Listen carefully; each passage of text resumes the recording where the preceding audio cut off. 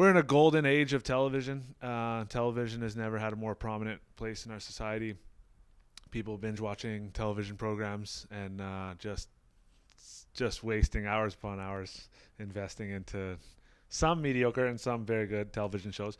What I wonder is if the advancement of television has brought a speedier decline to the film industry and in particular to the movie-going experience. Yeah, I would say yes. I think that shows in a few ways, but particularly the budgets of how much money the streaming services are spending on original content, and they are doing series, right? I'll take the counterpoint and say I'll disagree with that. Okay. I found myself, I'm watching The Outsider right now on HBO. It's great. I think it's about 4 episodes in. I want it to be over. I want something self-contained. I want to watch my 90 minutes, my 2 hours, and have a resolution to a story. So for me, the idea of films dying, it'll never die. I'll never not go to the theater to watch a movie. I want to see a self-contained story within 2 hours. Okay, and so counterpoint to that, I've had a few. The original point. No, well, I have had a few just awful theater experiences. That, like, I love movies. I love going to movies, but Like which movie? Yeah, why do other people suck so bad? Is that No, no, no, is that why the it's- theater it's- experience is bad? Or the movie was irrelevant. It was the people and like okay. the rest of it. So I actually seriously thought that like it would be worth the investment for just a very nice TV at home and investing in all these streaming services, because I will enjoy myself more without the distraction that I get from some theater experience. But you're still going to watch you're still watching film, though. You're not foregoing watching films for watching television shows. And okay, so here brings up another point is, yes, I'm watching film, but I'm also watching series, right? And right. the variety is right there, listed right in front of you on demand, very quickly and easily and convenient. So you're going to the theater less, though, you'd say? Yeah, I'd say so. But are there not certain movies that certainly require theater experience?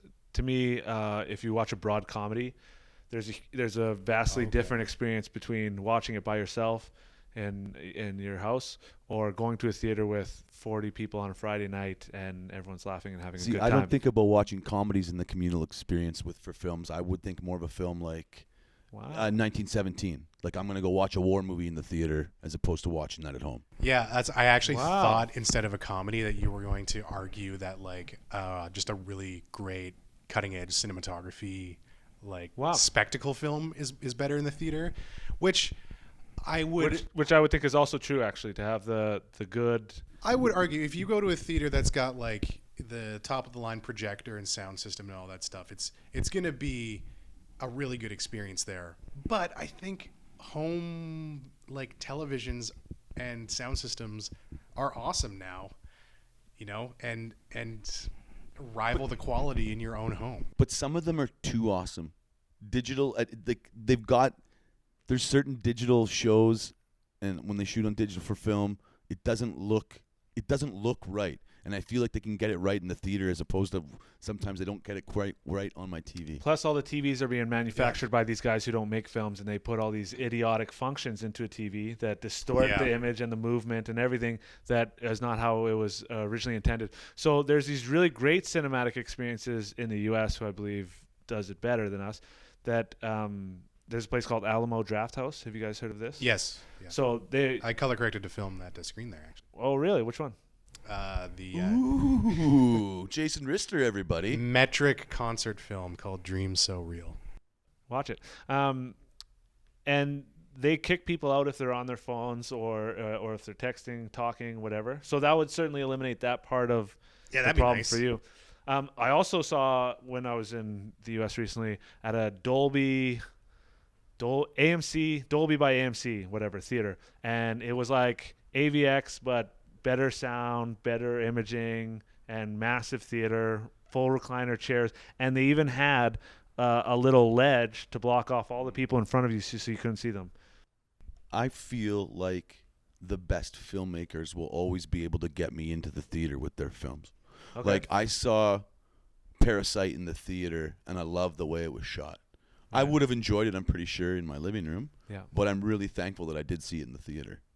And that wouldn't be one that I would typically go, oh, the grandiosity of it. I want to see the scope of it in the theater. But there's just some shots and just the whole feel of it and my experience with it. I'm super glad I saw it in the theater. So our society has changed a lot. Obviously, people don't go to roller rinks anymore and stuff. And cinema has been around since before roller rinks. Did you see it was a thing United that Skates from the documentary this year? Did you watch I haven't, that? but I will. Right. People used to, it was a big thing to go out to the movies, right? People would dress up. Now, maybe they do, but some of them certainly don't. They dress down. We live in a different society now. Yeah. Are people becoming recluses, and is this part of the, like, is our society changing in a negative way that people aren't going out and being communal and they'd rather stick to themselves? Well, I don't think so. I don't think that the communal experience of going to the cinema, like, I'm not going to talk to strangers. I'm not going to socialize. I'll go with my friends, but I can just as easily invite my friends over to my place, right? I remember, like, the appeal of the VIP theater that came to Saskatoon was like, oh, sweet. I can sit in a recliner chair and get a glass of beer and drink my beer and watch this movie. And it was fun, but I can also do that at home. I think there's a double-edged sword with that. I know for me personally, I'm always going to want to go out, so I can't speak to people who are shut in. Right. But if we keep telling ourselves, oh, society, we're becoming more reclusive, it becomes a self-fulfilling prophecy. I think if we keep saying that, like, oh, no one's going out anymore, oh, we're not going to make any movies, and eventually we'll stop doing that. Interesting. So if we keep telling ourselves that we're reclusive, then we'll become reclusive. I don't think there's actually like this negative, like, reclusive trend in society. I think society is just doing its own thing, and now we have more options than ever, and that means people are staying home. But like I said, people are still inviting friends over. People are still socializing through their cell phones while they're doing it. So I know inflation has a lot to do with this, but how do we keep breaking box office records? I mean, people are clearly going to movies still. Inflation. People are doing it through their cell phones. See you at the movie theater. He says on his YouTube show.